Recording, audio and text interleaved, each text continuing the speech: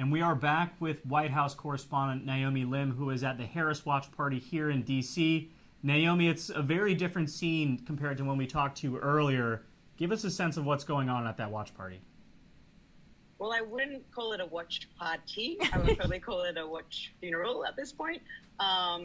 Basically, in a scene very reminiscent of 2016 when we had Hillary Clinton's campaign chair come out and tell people at the Jarvis Center in New York to go home. We just had Cedric Richmond do the same for the Harris campaign, essentially saying, we haven't given up on the vice president yet. There's still votes to count, but you won't be hearing from her tonight. Instead, he sort of foreshadowed remarks that she would make here again at Howard University, but tomorrow. And so I think, talking to people were already leaving at around the 10 o'clock hour when North Carolina was called for Trump. But people were still a little bit optimistic, trying to hold on to the last gasp of hope that they could. But I think now that they're sort of seeing that her pathway is incredibly narrow, that disappointment is setting in. Like just seeing scenes here where, Muriel Bowser, the DC mayor, was seen sort of commiserating with a lawmaker, Jasmine Crockett from Texas, and just, very young women who have just voted for the first time, sort of coming to terms with the fact that, what they thought was going to happen didn't happen.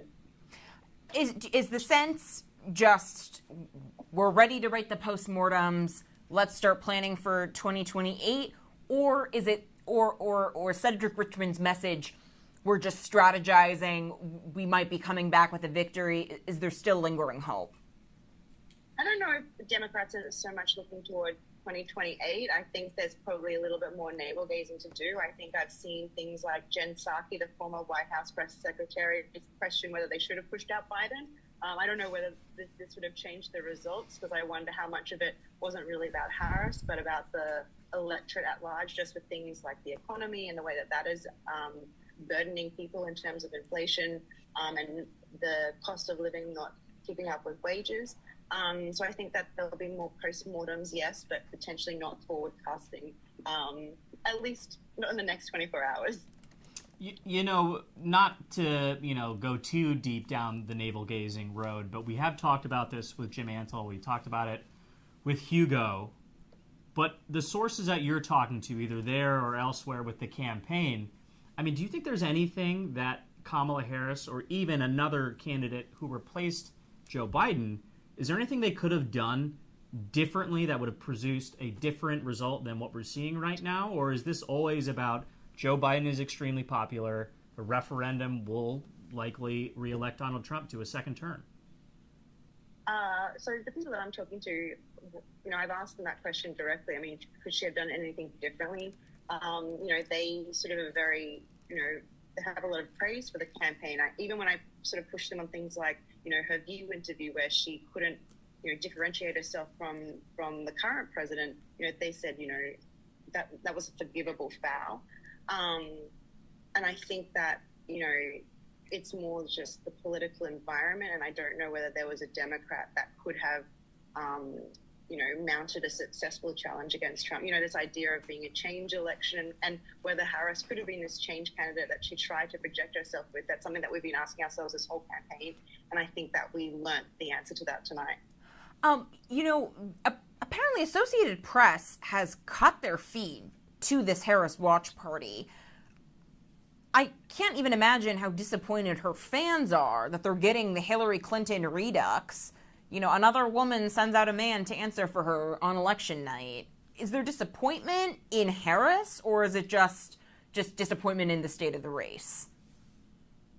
I think it's more disappointment that, more than half of the country, if Trump wins the popular vote like he is projected to do, it's this idea that half the country has fundamentally different, values, priorities to them. And I think, if you're a young woman that values, reproductive abortion access, there's this idea that you have to contend with half the country having a fundamentally different view, and this idea that it's sort of this restriction on rights is a very personal way to approach politics. And I think that that is what people are more disappointed about. I don't think people are blaming Harris, at least yet. I'm sure that we're going to see a lot of postmortem, maybe books that campaign aides write after this.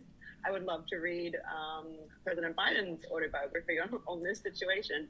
But I think that we'll see, just people coming to terms with this. I imagine tomorrow it'll also be very deflated as well, as they just kind of process this grief almost.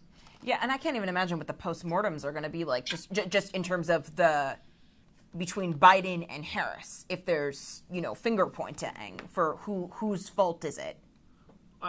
I mean, again, that's a question I couldn't even begin to answer. But I think one that you probably could answer, Naomi, is, we've heard a lot about this legal team that the Harris campaign had assembled, preparing to, contest Donald Trump should he declare a victory early. Is there any indication this might segue into some Democratic challenges of results that we saw coming out of the Republican camp back in 2020? I mean, I'm just looking at the margins now. Obviously, there are still so many votes to be counted, but the margins are so huge that it's not like a redux of, 2020 when it was, 1,200 votes, 12,000 votes or 1,200 votes in Georgia. Math is not my strong suit. It's fine. It's late. but I feel like, the margin here is a little bit insurmountable. Like, even if there were sort of challenges, I don't think that they would find the votes to overturn these elections. So I doubt it. And also, they're the party that sort of says that it values democracy. And so I think there was a lot of questions asked of Democrats before this, whether they would question, the certification of the results as they have done in the past when Trump was elected. And they sort of made the point of being like, no, that's not what we're going to do this time. We have to sort of practice what we preach. Yeah, I mean, that's didn't only happen in 2016. I mean, of course, perhaps the most famous instance was 2000 when we forced the floor to recount. Naomi, thank you so much for your time. We really appreciate it. Hopefully you can get out of that watch funeral, like you called it, sooner rather than later. But thank you again. Thank you.